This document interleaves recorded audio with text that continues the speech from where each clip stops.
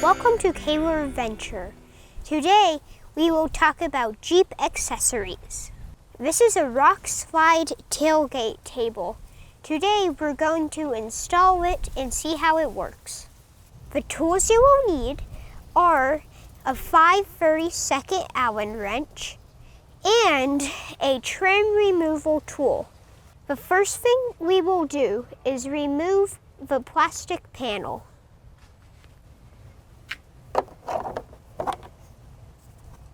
The table is held on by 3 screws and spacers.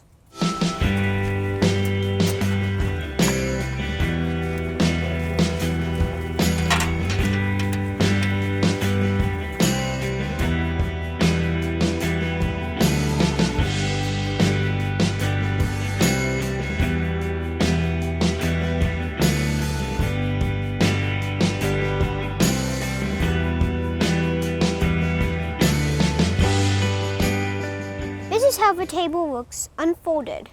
It has 2 spaces for stirring stuff. Let's fold it up.